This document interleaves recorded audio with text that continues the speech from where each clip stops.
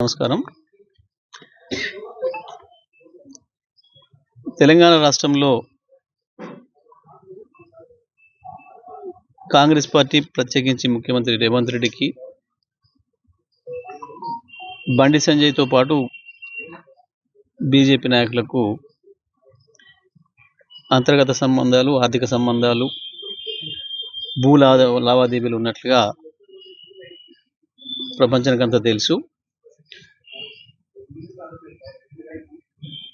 ఈ ప్రభుత్వం ఏర్పడిన కానించి ప్రజలకు ఇస్తానన్న వాగ్దానాలు నెరవేర్చకుండా ప్రజల్ని మోసం చేస్తున్న విధానం పైన, ప్రజలకు ఇండ్లు కట్టిస్తామని చెప్పి ఉన్న ఇండ్లే కూలగొడుతూ హైడ్రా పేరు మీద, మూసీ పేరు మీద ప్రజల్ని అనేక ఇబ్బందుల పాలు చేస్తున్న సందర్భం పైన,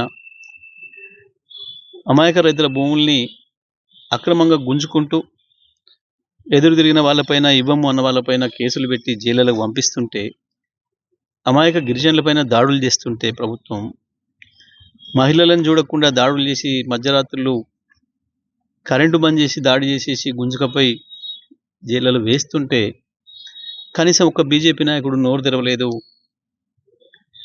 బండి సంజయ్ కిమ్మనకుండా ఉంటున్నాడు. ఇది స్పష్టంగా కనబడుతుంది. మా పైన ఎన్ని కేసులు పెట్టినా, మమ్మల్ని ఎన్ని ఇబ్బందులు పెట్టినా, మాకు సంబంధించిన సోషల్ మీడియా కార్యకర్తలతో మొదలుపెట్టి మా కార్యకర్తలపైన, మా నాయకులపైన అనేక దాడులు, కేసులు పెట్టి ఇబ్బందుల పాలు చేస్తున్నా మేము ప్రజల తరఫున పోరాటం చేయడం ఆపడం లేదు. ప్రత్యేకించి ఏ రైతాంగాన్ని అయితే రేవంత్ మోసం చేసిండో, ఏ రైతాంగానికి ద్రోహం చేసిండో, కేసీఆర్ ఇచ్చిన దానికంటే రెండింతలు ఇస్తా అన్ని అని చెప్పి ఆశ పెట్టి ఒకవైపు యువకుల్ని, మహిళల్ని, ఆటో కార్మికుల్ని, వ్యవసాయ కూలీల్ని, అన్ని వర్గాల ప్రజల్ని మోసం చేసి ఓట్లు వేయించుకొని ఇవాళ అరచేయి చూపిస్తున్నాడో, మొండి చేయి చూపిస్తున్నాడో, దీనిపైన ఒక్కటంటే ఒక్కటి కూడా ఇప్పటి వరకు బండి సంజయ్ మాట్లాడింది లేదు, తెలంగాణలో బీజేపీ వాళ్ళు మాట్లాడింది లేదు. పైగా చాలామంది నాయకులు లగచర్లకు మద్దతుగా మాట్లాడినరు, హైడ్రాకు మద్దతుగా మాట్లాడినరు, బీజేపీకి సంబంధించిన ఎంపీలు వీళ్ళందరూ కూడా. ఇది స్పష్టంగా తెలియజేస్తుంది బండి సంజయ్కి రేవంత్ రెడ్డికి ఉన్న సంబంధం అది మాట్లాడకపోవడం అంటేనే. ఇవాళ ప్రతిపక్షంగా, జాతీయంగా ప్రతిపక్షంగా ఇద్దరు కొట్లాడుతున్నామని చెప్పి మాట్లాడేవాళ్ళు ఇక్కడ ప్రతిపక్షంగా ఉన్న ప్రభుత్వాన్ని నిలదీయాల్సిన బీజేపీ అసెంబ్లీలోనైనా ఎడమ వైపు చూసి దాడి చేయాల్సింది కుడివైపు మా పైన దాడి చేస్తున్నారు. బయట కూడా అదే మాట్లాడుతున్నారు. ఇంకొక విషయం కూడా స్పష్టంగా మనకు కనబడుతుంది. బండి సంజయ్ కావచ్చు, ఇతర వారి సహచరులైన ఎంపీలు కావచ్చు, కొంతమంది ఎమ్మెల్యేలు కావచ్చు, కేటీఆర్ని ఇంకెప్పుడు అరెస్ట్ చేస్తారు, అర్జెంటుగా చేయండి అంటే ఏంది దీని అర్థం? తెలంగాణ రాష్ట్రంలో ఉన్న ఒక ప్రాంతీయ పార్టీ బీఆర్ఎస్ ఇక్కడున్న ప్రభుత్వం పైన శక్తివంచన లేకుండా పోరాటం చేస్తుంది. నీవు జాతీయంగా, ఇక్కడ ప్రాంతీయంగా రెండు వైపులా కాంగ్రెస్ మా శత్రువు అని చెప్పుకుంటూ ఇంకొక ప్రతిపక్ష పార్టీ నాయకుడిని తీసుకుపోయి జైలు వేయండి అని చెప్పి డిమాండ్ చేసే హీన స్థితికి దిగజారినరు అని అంటే బీజేపీ నాయకులు, బండి సంజయ్ కావచ్చు, ఇంకెవడైనా కావచ్చు, దాని అర్థమైంది వీళ్ళంతా రేవంత్ రెడ్డి ఏజెంట్లుగా పనిచేస్తున్నారు. నాకు మరొక బీజేపీ నాయకుడు కూడా చెప్పిండు, ఎందుకు ఎన్నికల ముందు సడన్గా బండి సంజయ్ని తీసేసిర్రు మీ వాళ్ళు అంటే, ఆయన అప్పటికే రేవంత్ రెడ్డితో సంబంధాలు పెట్టుకున్నాడు, రేవంత్ రెడ్డి ఏజెంట్గా మారిండు, అందుకని పీకేసిర్రు మా ఊరు అని చెప్పాడు. ఇవాళ బండి సంజయ్ ఏది మాట్లాడినా రేవంత్ గొంతు బండి సంజయ్ ద్వారా వినిపిస్తున్నాడు తప్ప ఇంకోటి కాదు. మీకు దమ్ము ఉంటే, ప్రజల కొరకు పోరాటం చేసే ఆలోచన ఉంటే, ఆ ప్రేమ ఉంటే ఇవాళ ఈ రాష్ట్ర ప్రజలను మోసం చేసిన రేవంత్ గురించి మాట్లాడు, కాంగ్రెస్ పార్టీ గురించి మాట్లాడు. కానీ అంటే ఆమంటే కేసీఆర్ని జైలు పెట్టాలి, కేటీఆర్ని జైలు పెట్టాలి. నిజంగా మాకు రేవంత్కు సంబంధాలు ఉంటే కవితను ఎట్లా అరెస్ట్ చేసినాడు, వాళ్ళు ఎట్లా మాట్లాడతారు, అరెస్ట్ చేయమని చెప్పి వాళ్ళు డిమాండ్ చేసిర్రు అన్నాడు. ఇదే రేవంత్ రెడ్డిలు వీళ్ళు బీజేపీని డిమాండ్ చేసిర్రు, కవితను అరెస్ట్ చేయాలి, కేటీఆర్ అరెస్ట్ చేయాలి, కేసీఆర్ అరెస్ట్ చేయాలి, కేసులు పెట్టాలి, సిబిఐ విచారణ చేయాలి మీరు అని చెప్పి బీజేపీని డిమాండ్ చేసిరు ఆనాడు వాళ్ళు. ఇవాళ వీళ్ళు రేవంత్ని డిమాండ్ చేస్తున్నారు. అంటే ఏంది దీని అర్థం? ఆ ఇద్దరు దొంగలు ఒక్కటి, ఇద్దరు ప్రజాశత్రువులే, ఇద్దరు ప్రజాద్రోహులే. రైతులను మోసం చేసిన దాంట్లో, ఈ దేశ యువతను మోసం చేసిన దాంట్లో బీజేపీ కాంగ్రెస్లు దొందే. అందుకే ప్రజల తరఫున కొట్లాడుతున్న మా పైన ఈ రకంగా మాట్లాడుతున్నారు.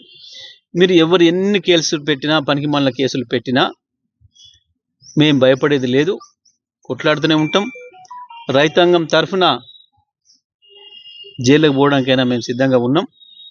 తప్పకుండా ఇవాళ ఈ గత 4-5 రోజులుగా ఏదైతే రైతులకు ద్రోహం చేస్తూ 15,000 ఇస్తానని ఇచ్చిన హామీని తుంగలో దొక్కి 12,000 ఇస్తా అని చెప్పి ఇప్పుడు మోసం చేస్తున్నాడో, దీనిపైన బీఆర్ఎస్ పార్టీ రైతాంగాన్ని సమీకరించి పోరాడుతుందన్న భయంతోనే ఓ పనికి మాలిన ఫాల్స్ కేసు, చెత్త కేసును తీసుకొచ్చి ముందడ పెట్టి ఏందో చేస్తాం, ఇంట్రాగేషన్ చేస్తాం అని చెప్పి పెద్ద ప్రహసనం చేసిండ్రు.